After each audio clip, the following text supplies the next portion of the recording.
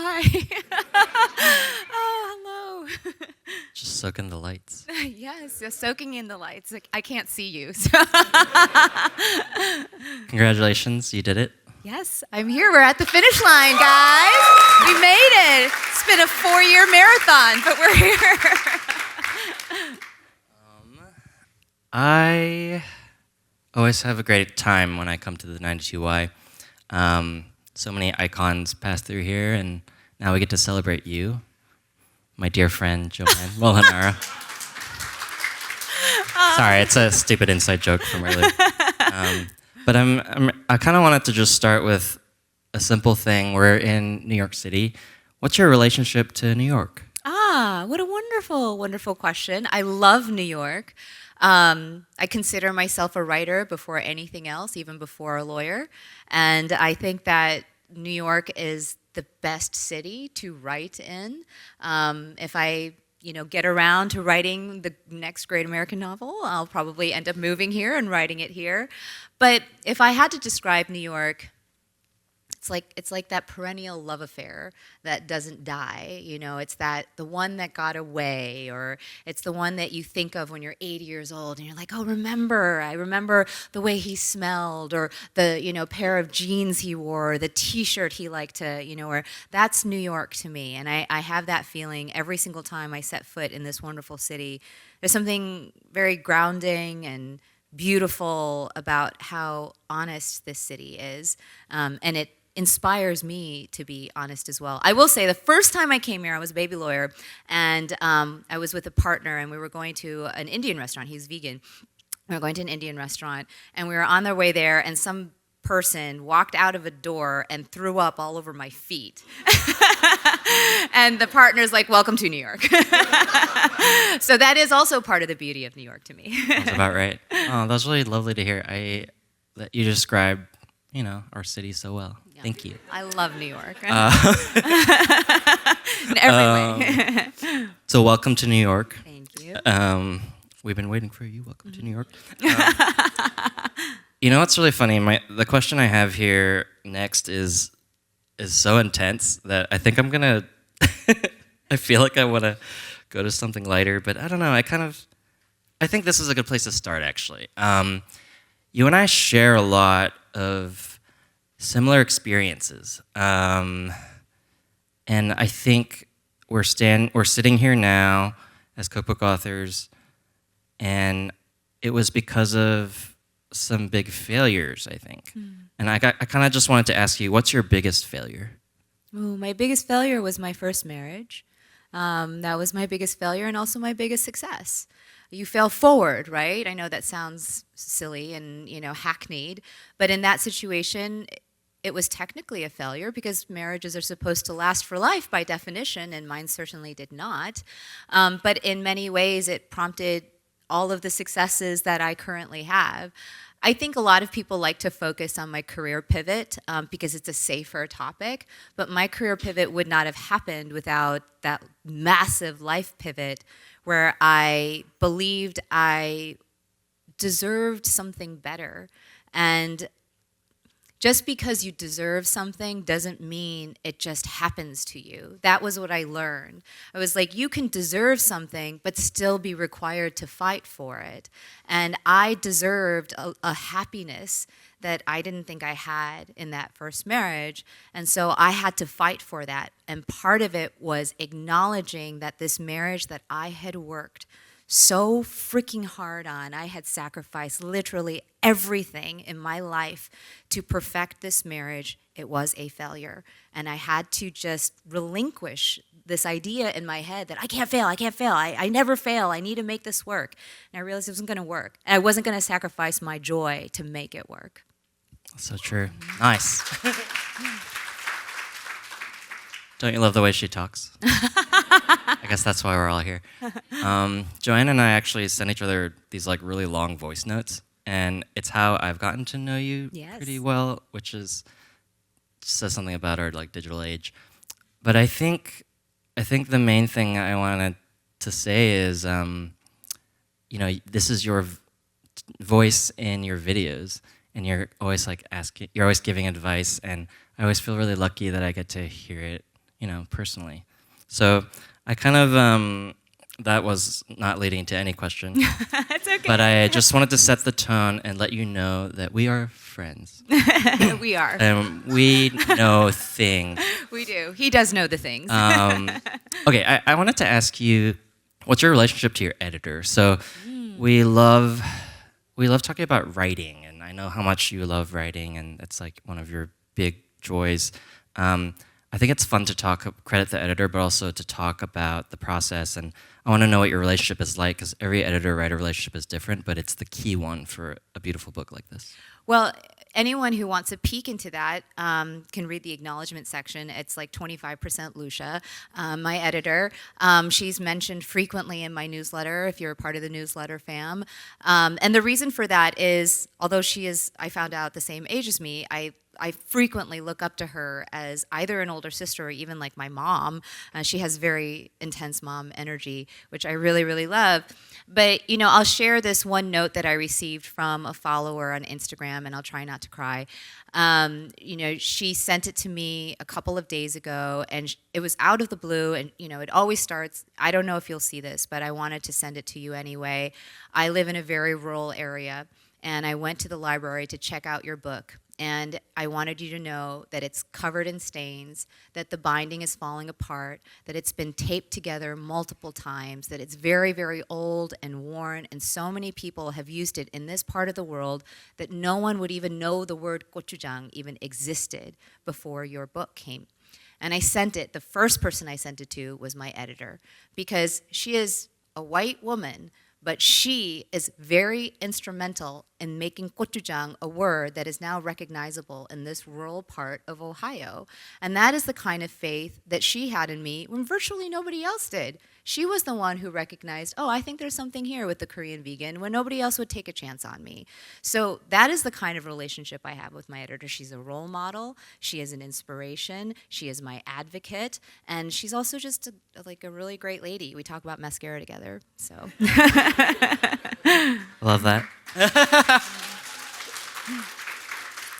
I love the clapping after each answer. Yes, it's yes. amazing. You have amazing fans. I was really interested to meet you all. I was like, I wonder what Joanne's fans are like. This is the best. Okay, I think I know the answer to this question.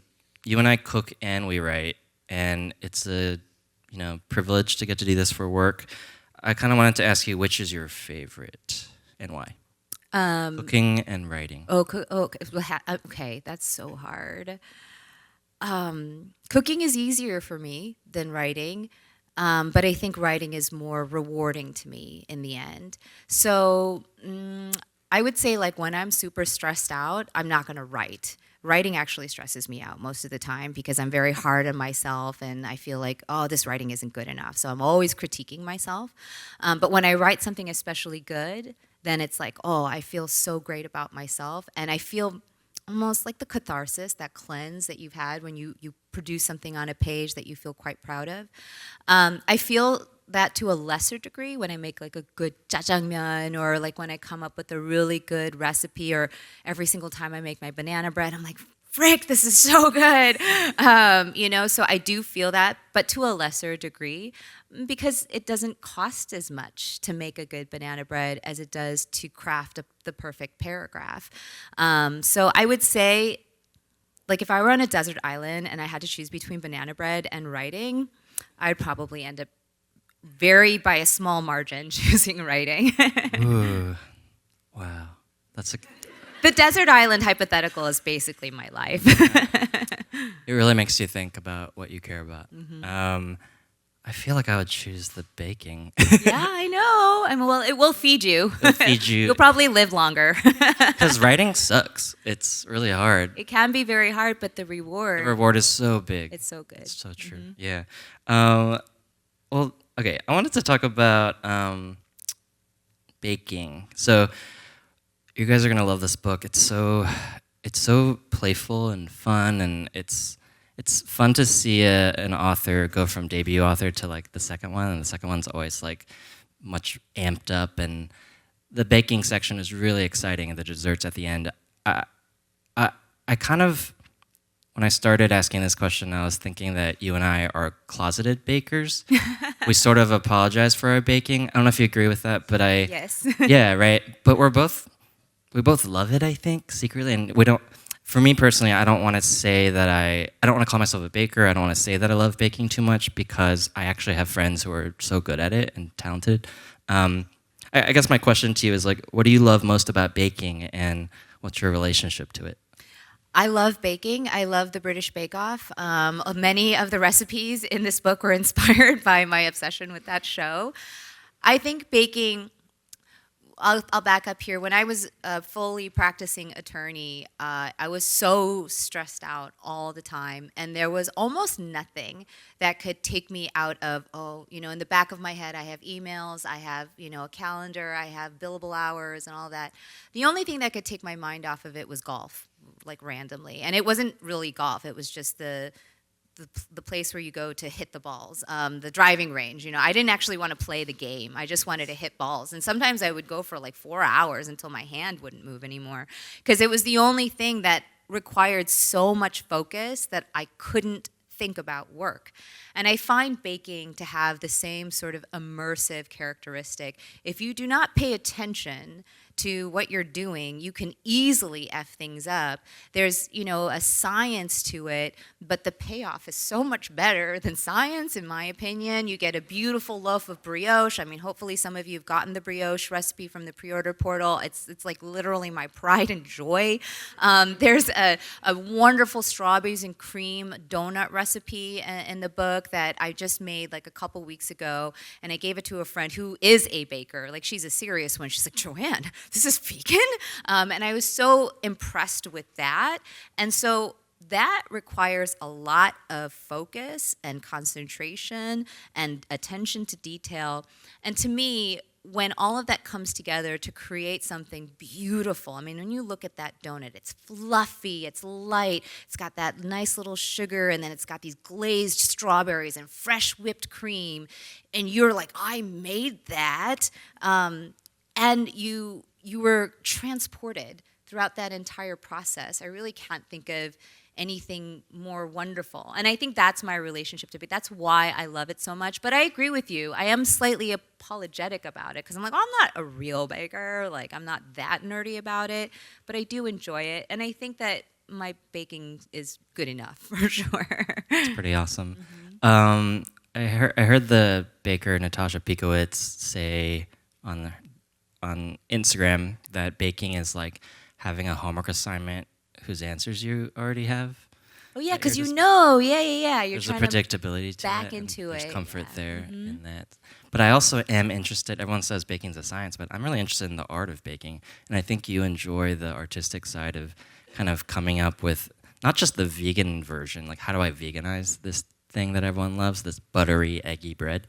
But then I think you really you play with the flavors in such a fun way. Joanne recently helped me with a persimmon cake that I was struggling with. And Help is a very generous word. well, it's we're like, it's fun to talk to other recipe developers about it, because when you're developing a recipe for baking, it is like painting, and when you get the final canvas and it's really lovely, it's so satisfying. It is. Yeah. It is. Yeah, it is. Mm-hmm. And in the process, you haven't like self-flagellated like writing does. Yeah, exactly. And you get the sweet payoff. Yeah, exactly. Okay. One thing I really love about you is we've been talking about writing, but you really do love cooking. Okay, so. And one of my favorite videos of yours is when you're making Thanksgiving from start to finish. Oh. And I think you just like show the whole process. How long is that video? I don't know how long that video is, but I know that day was very long. But it's so fun to watch that, because that is what it's like to throw a party. You're like, oh my God, I have to cook 10 dishes for 20, 30 people. And actually seeing that come together showed me, I was like, oh, Joanne's really the cook in her life, because a lot of like cookbook authors aren't like actually cooks, it's like we're kind of in that age sometimes. Sorry, I didn't mean to be so, but the passion for cooking, it's hard to, you can't prove it really, but I know that you love cooking, because I know you, but I think because you're my dear friend, and I think I really I really loved this notion that you also cook your own birthday dinner. Yes, I did. Because you prefer your own food. To everybody's. And I love that. I get it. You have the problem of like veganing and like you need to, but I also wanted to ask like, because I feel the same way now, but this is only a recent thing for me, and I think my job has made me get a little better at cooking. Is that a level of mastery or is it just pickiness? It's not pickiness. I don't mean to be cocky. I don't. But I have been to plenty of Korean restaurants now that purport to offer vegan options, and they just don't care enough about it to make it taste as good as it can. I'm not saying they're not competent enough to do it. They're not going to make money off of it, so they don't care. And I care, obviously. And so I put a lot of care and thought into it to make the food taste as good as possible. And also, I take a lot of pride in being a credentialed voice in Korean veganized cuisine. And so, people think, oh, she's just an influencer and YouTuber. She's just, copying this or hacking that. No, I spend quite a bit of time doing research. I spend a lot of time with my mother, my aunts. My wismo is a fantastic cook. I'm hopefully going to be learning now from my sister-in-law's mother, who spends a lot of time with the monks in Korea and knows quite a bit about temple cuisine. And so I'm always trying to improve my skill and bring that. But one of the interesting things is I did grow up on an American, style of cooking. I grew up watching Rachel Ray and the Food Network. So a lot of that methodology still filters into the way that I cook. You'll notice this, people are going to criticize me. Why does she use extra virgin olive oil and everything, I use extra virgin olive oil because I learned from Rachel Ray that it helps to lower the burn point of other oils. If you don't want your butter to burn, you don't want your sesame oil to burn, which happens quite a lot if you're a newbie cook like I used to be, I would burn that sesame oil and turn bitter. And so I use extra virgin olive oil to give myself a little grace, especially if I'm watching a K-drama in the background, So, these are things that I sort of incorporate and weave in, and I think that's what makes my cooking taste superior, and makes your cooking taste superior if you use my book. I genuinely think it's mostly that I just care more, and that I've learned from a lot of different sources. And instead of being very purist about the way that I cook, I like to be effective. That's really all I care about. And I am not effective as a restaurant cook. I'm not effective as a Michelin star. That's not me. I'm effective as a home cook.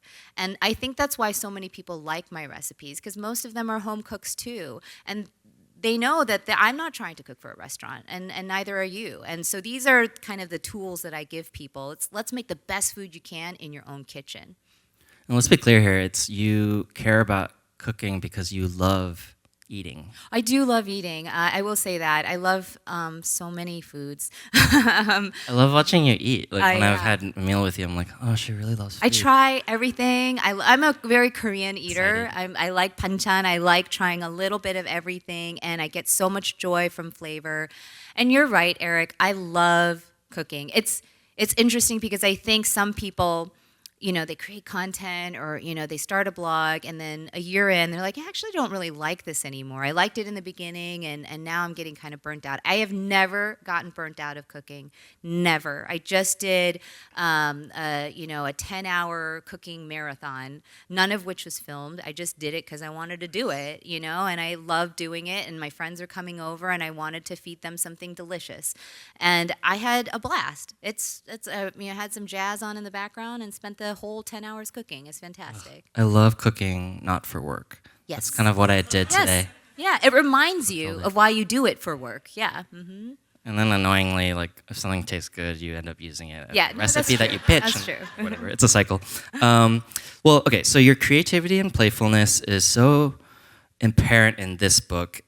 I just found myself flipping through these chapters, and they're each packed so densely with exciting idea after exciting idea, and I feel like you must have had so much fun developing these recipes. I wanted to ask you which chapter was your favorite to write. I personally love the noodle section. I'm just like, whoa, this is great. I love carbs. And we talked about the dessert section, which is very exciting to watch you. And of course, there are all the useful ones like panchan and side dishes and soups and stews. But which did you have the most fun writing? You know, I never really wrote the recipes in categories. I just was like, if anything, it was more like, today we're going to make recipes out of cabbage, which is why there are an inordinate amount of cabbage recipes. One day, you know, I was like going through a cabbage phase. My editor was like, Joanne, I really think we've overdone it on the cabbages. I think we need to like subtract 3 of the cabbage recipes. I'm like, really? Why? Cabbage is so great. So I tend to work around ingredients more than I do in terms of like category of food. I will say some of my favorite recipes that I love to work on were the sujebi recipes. I have 2 sujebi recipes, and there's so much wrapped around that. I remember when I made sujebi for my first cookbook. If you've been through it, you've seen the sujebi recipe in the first cookbook. They're noodles that Yes, are they're Korean hand-cut. hand-torn noodles. And I made it, and my mom was like, why did you include sujebi? And I'm like, it's very popular, especially now in Korea. And she's like, I hate sujebi. And I was like, why? And she's like, your grandma used to feed this to me when we were so poor, and we had nothing else to eat. And she would literally, all she would do is boil water, boil the noodles with some green onion, and that's it. That was the meal. And so in her mind, sujebi is literally the poorest, dirtiest food. Like, she hates it. And I made a very traditional recipe for sujebi in the first book. But for this one, I remembered that story, and I wanted to present 2 recipes that A, my mother would love, but B, that felt luxurious, that you could have in like a nice like French bistro or like an Italian restaurant. So we have this wonderful brown butter, sage, and mushroom sujebi with like a wine, deglazed wine sauce, and it is phenomenal. I made it the other day for friends. I was like, good God, this is so good. Love that. Yeah, and then we made a Tuscan white bean sujebi soup, something hearty and like, especially right now.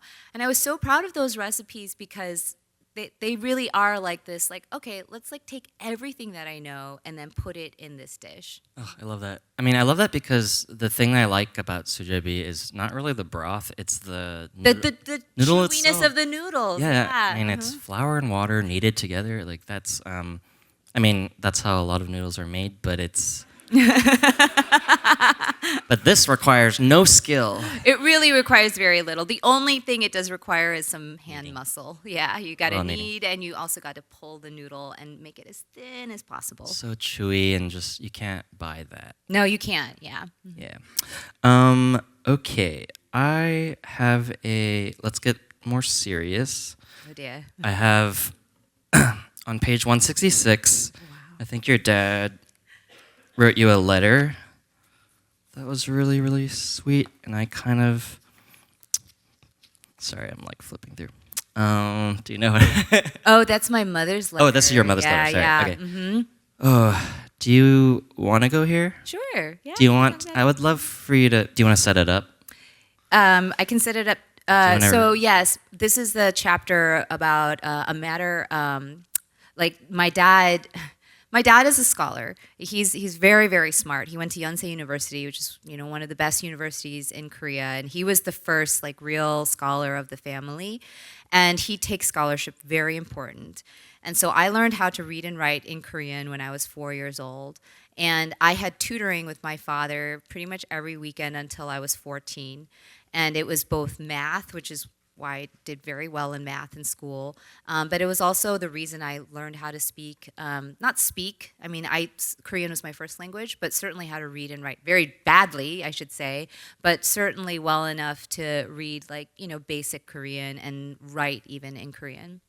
And I'm focusing on this because there it is sort of this theme I've noticed across, like throughout the book of language, and there's the language divide between our parents as children of immigrants, and I just love the way you resolve it in the end. It's really beautiful. Get the book and find out for yourself. But I loved reading. I love that you replicated your mother's letters just like straight through because my mom's like this too. Like I feel like Korean moms are really like they're secretly poets. Oh my God! Yeah. And this letter was beautiful, and it like made me cry. It was and like it even had like a meter to it, right? yeah, it had a meter to it. Korean moms are good at like saying the right thing.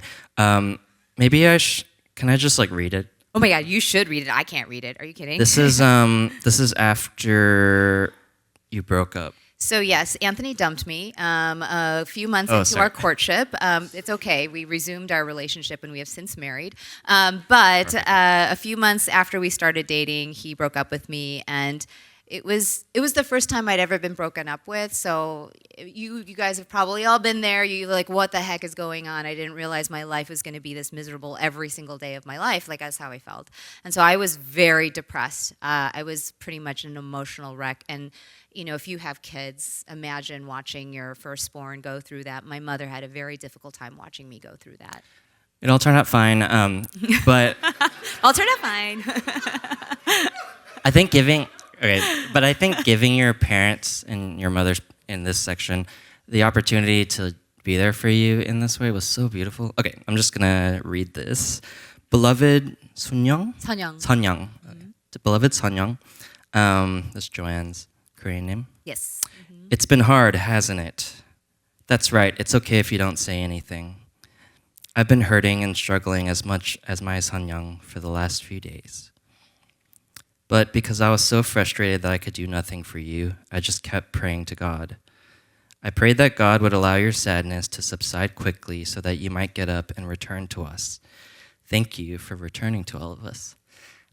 I love translating Korean mom. It just automatically sounds poetic. The way she says that at the end, returning to us. Yeah, that's lovely. I wanted to ask you, what's your relationship to the Korean language and, you know, to Korean culture more generally?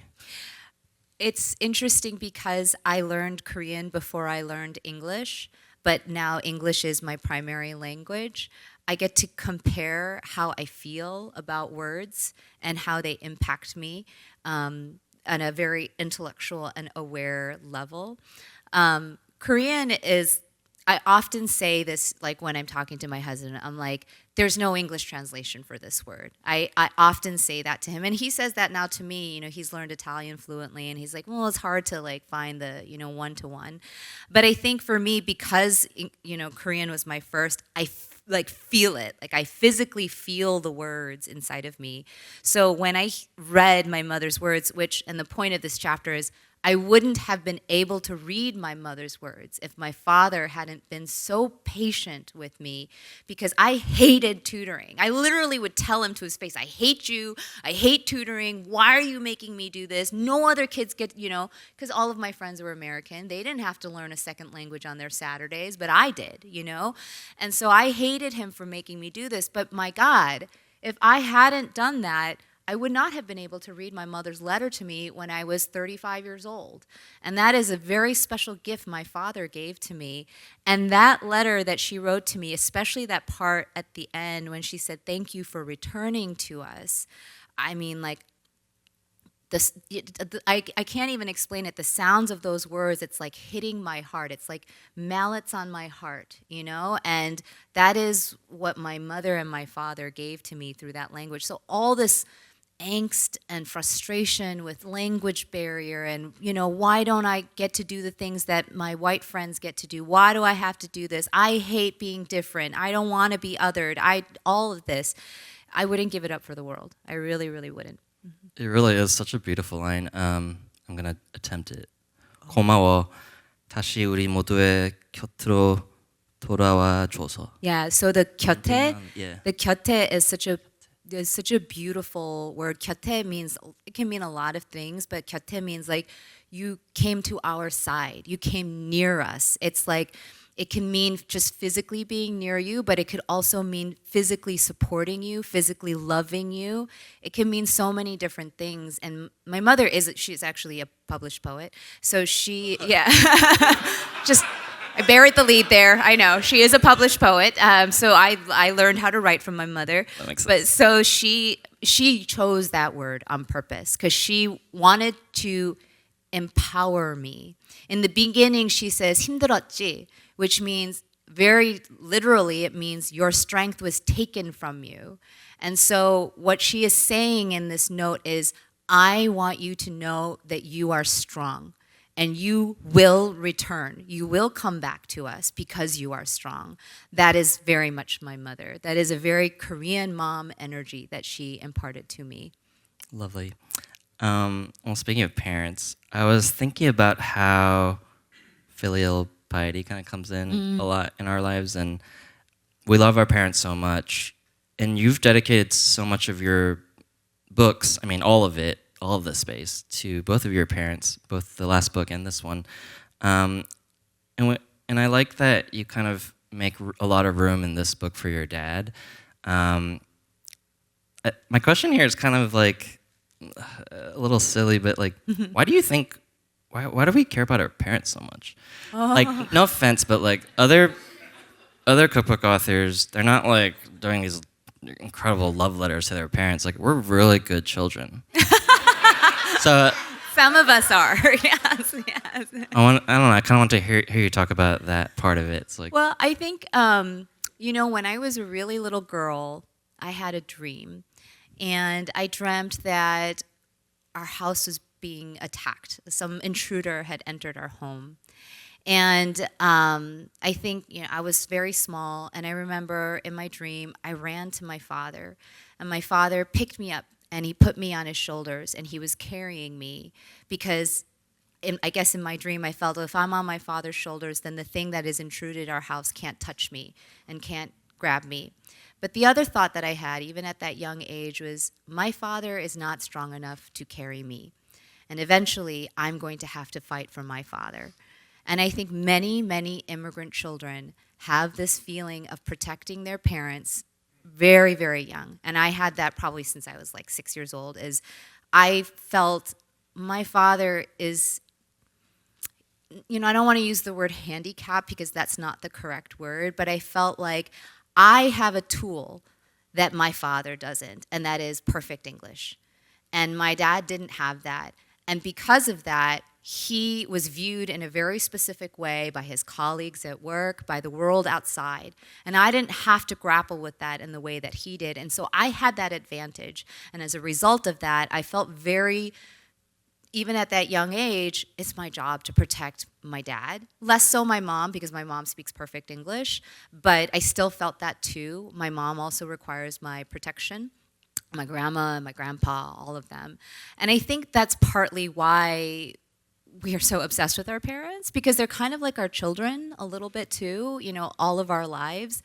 And then when we make space for their stories and the immense sacrifice that becomes more than just a legend. Like, oh yeah, no, I know my immigrant parents sacrificed a lot. Okay, but like how? Like in what way? What did they sacrifice? Like what? Like you see, one piece of it, but when you really dig down into their stories, then you realize, oh my God, how much did they sacrifice? They sacrificed so much more than the long hours and the sleepless nights and the money worries and, dealing with microaggression at work every single day without even being able to articulate it. They also had mental health problems. They had trauma that they weren't allowed to work out because they had no time to do that with the exigencies of everyday life in America as an immigrant. And they did all of that for us children.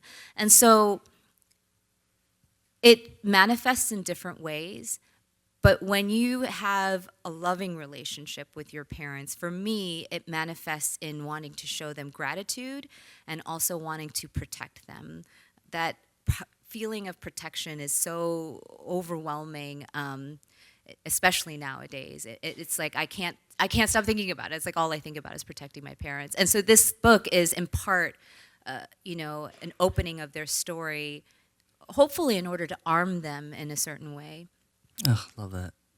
You're such a Taurus. Oh yeah, I guess I am. Yeah. I also love the way you have this amazing story about Anthony's dad. Yeah. Roberto. Roberto. And there's this beautiful line you have about, I love the way you describe it. I'll be quick about it.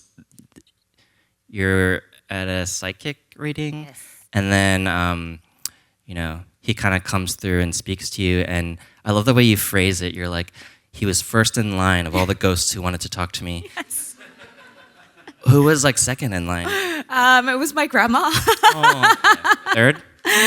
Third. So I had two grandmas. Yeah. And then Daisy, my dog, was last.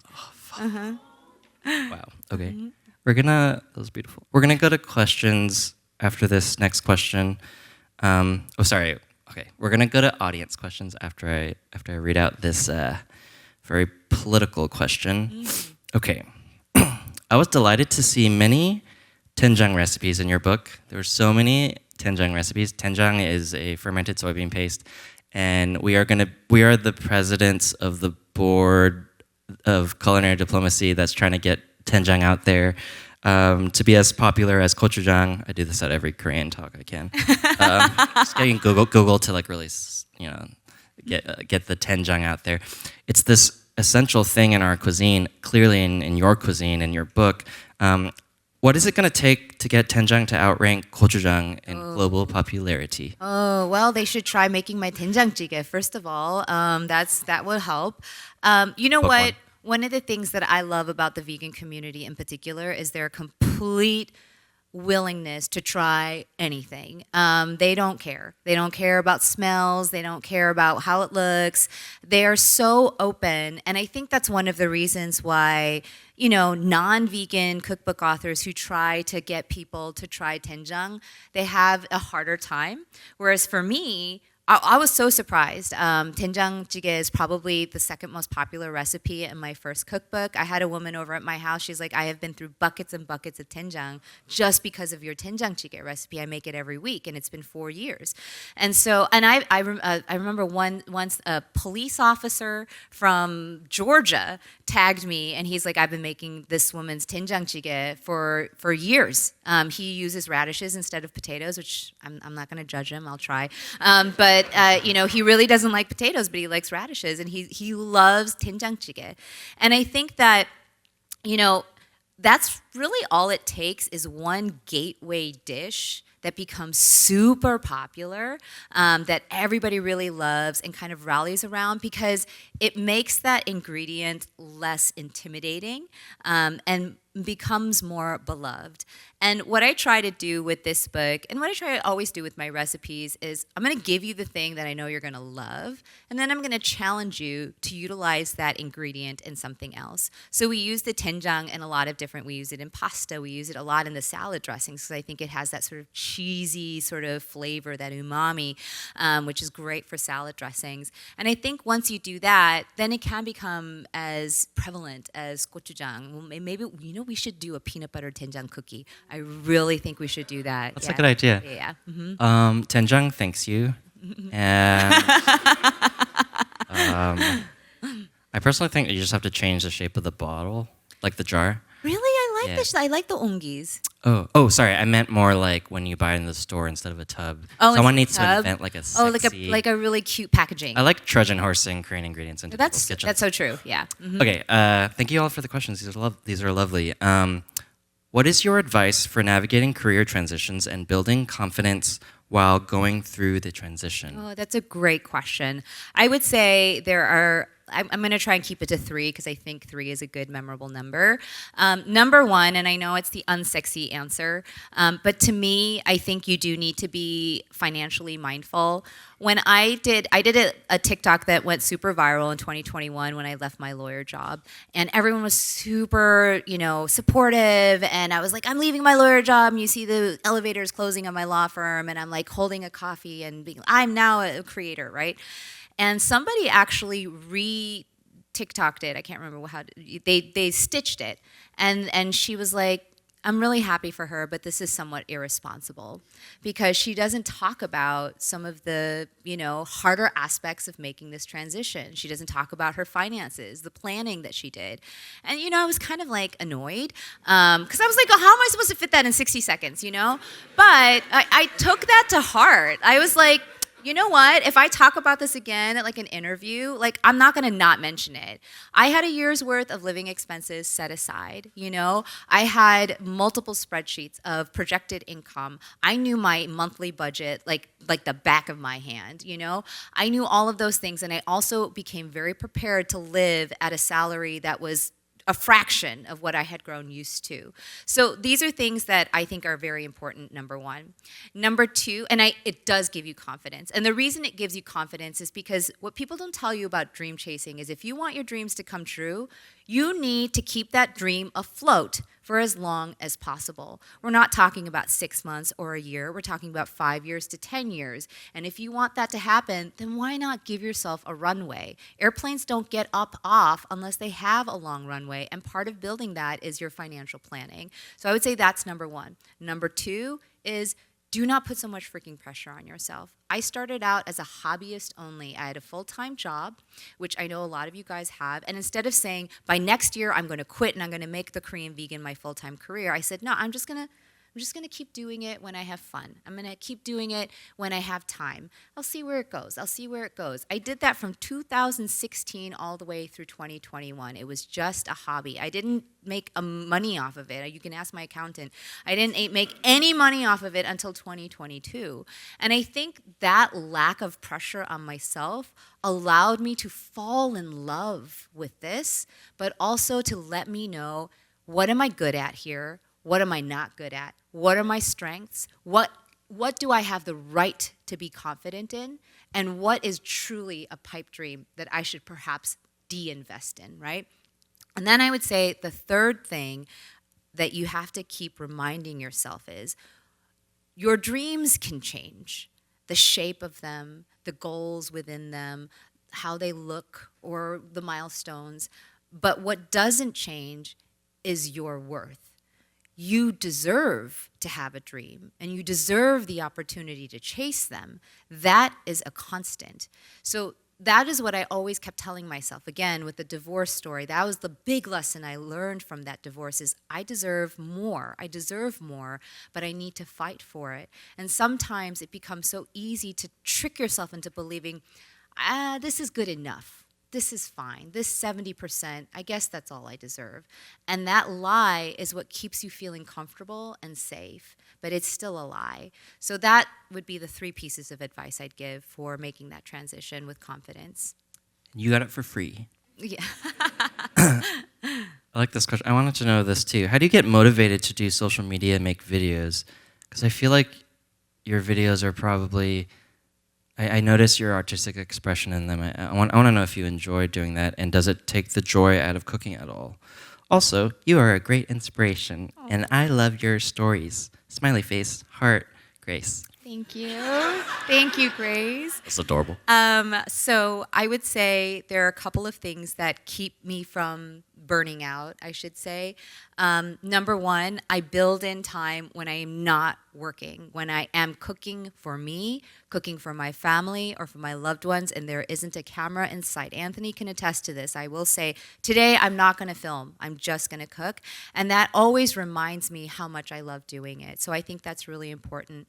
In terms of the more artistic elements of my content, because, you know, I photograph the book, I take my videos, I do all of that as well. A lot of that is derived from inspiration. I consume content as much as I create it, maybe too much, but you know, I try to stay apprised of what's going on in the artistic world. What am I now seeing in storytelling? What am I seeing in visual storytelling? Like I'm really obsessed with fonts right now. You know, I'm trying to master them. So that is something that I think continues to motivate me. And I think like the third thing about staying artistically motivated is reminding yourself art isn't just about fun. And I think people who are real artists, professional artists like my husband, he's a professional pianist, he practices at least 2 hours a day for nothing. Like that's just to maintain. If he's got a concert coming up or a recital coming up, that goes up exponentially. And what I've learned from him, watching him over the years, is that art is a discipline. And it's not always fun. It does require practice. It requires drill after drill after drill, but that's often the only way that you can improve and grow.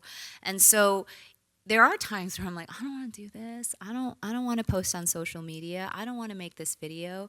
But I tell myself, I'm going to be a better storyteller a week from now, 2 weeks from now, 3 years from now by virtue of investing in this, even if it's a little bit hard right now. Nice. Oh, I like that. Investments. I love this question. Do you cook for your dog? I have cooked for my dog, Lulu. Lulu, please keep this here because I don't want people to get mad at me, but Lulu is vegan. We supplement her food. I've done the reading and the research. She gets plenty of B12 and carnitine and all of those things, okay? So she's a very healthy dog. We get her checked very regularly.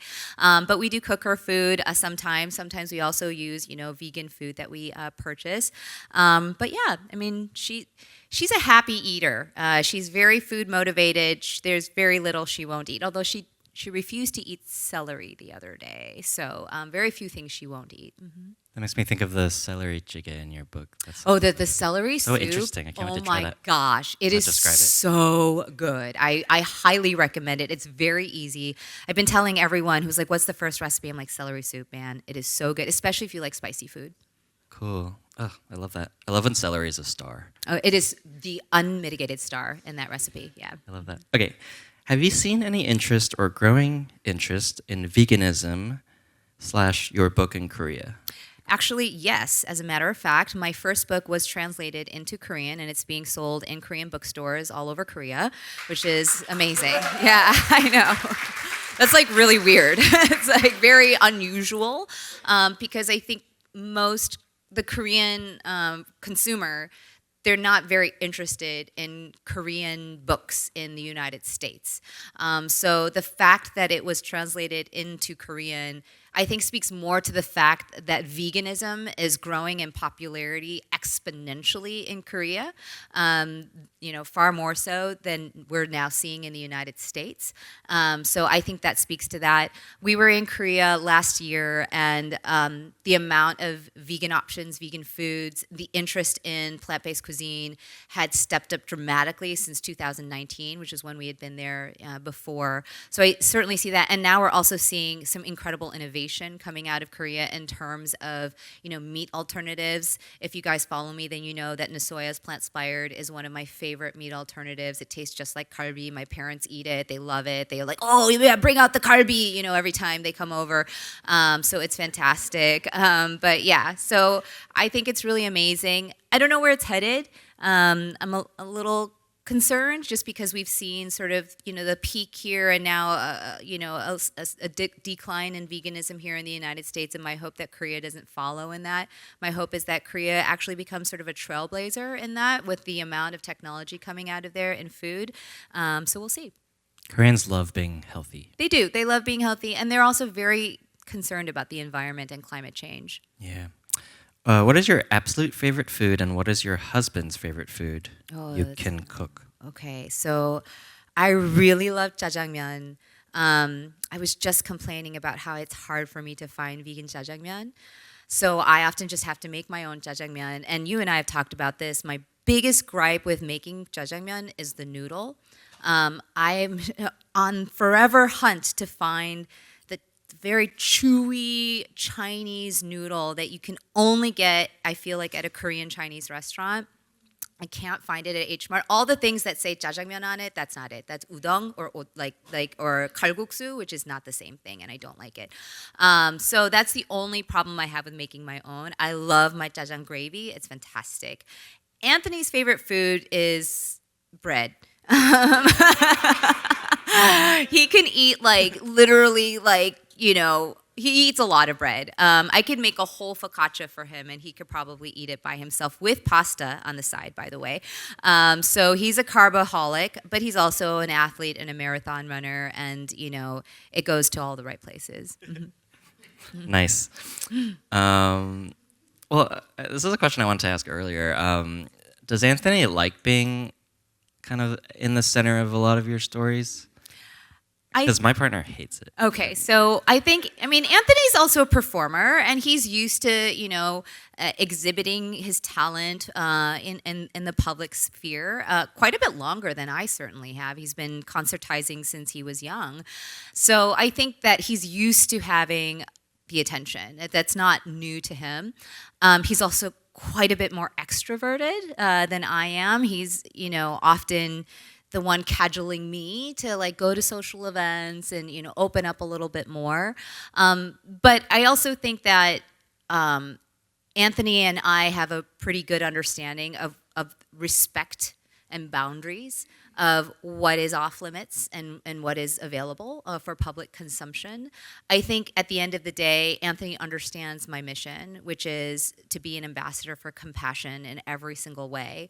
And to the extent that our story can be instrumental in opening people's hearts to a number of different causes that we find is important in this day and age, he's not just like willing, he's excited about being part of that. I mean, he told me when we were thinking of going full-time to the Korean Vegan, he's like, I really want to be part of this. This is something that I really want to help you with. Love that. I think this might be the last question. And I wanted to thank you all for being so fun. What's your favorite K-drama? And did you watch Culinary Class Wars? Is that what you mean? Okay, so I didn't watch Culinary Class Wars because I thought I would feel too jealous of everyone in that show. So I'm just gonna be totally brutally honest. But I did watch Bon Appetit, Your Majesty. I loved it until. I'm not going to say any. I loved most of it. It was really, really good, and I was very inspired, especially by the vegan episode, until the vegan episode turned into the Red Wedding. Sorry, some minor spoilers. But yes, so I love that show. That's certainly not my favorite drama. My favorite drama is My Mister. I love My Mister. I have a favorite scene in that drama, which I just did a thread on my Threads account of my like top 10 most memorable drama scenes. And My Mister, there's a specific scene with the brothers when they find out something very heartbreaking about the main character and the way they rally. These three brothers, their relationship is so complicated but so beautiful. And it reminds me a lot of my relationship with my own little brother. We're very, very close, but in a very weird, complicated way. But yeah, I would say that's my favorite drama. I'm also old school. I've been watching drama since, before anybody even really knew when I had to have a little black binder of DVDs, like the bootleg DVDs that I took with me everywhere I moved to. Every time I moved, I had to have the bootleg DVDs of dramas. Do you remember the cassette tape stores? Oh my God, my parents. I don't know, if any of you, but yeah, we would go and my mom would go to this little, video shop.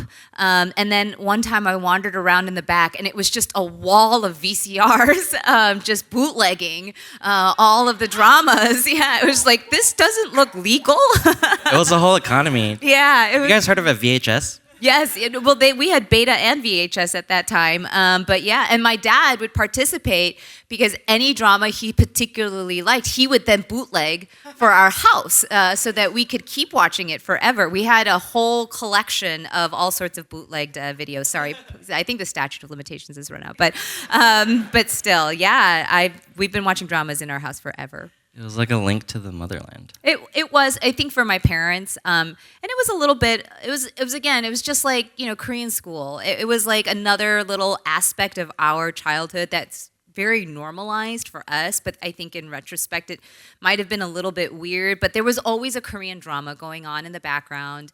My parents were always like sitting there like on the couch just totally absorbed, and my brother and I'd be like, this is so boring, what is this, why do we have to watch this, and lo and behold, 20 years later I'm obsessed with them, and I'm begging my mother to watch them with me, and she's like, I don't like these dramas anymore, they're not the same. And now it's a huge cash cow for is. Korea. And with that, thank you all so much for coming. Thank you. Thank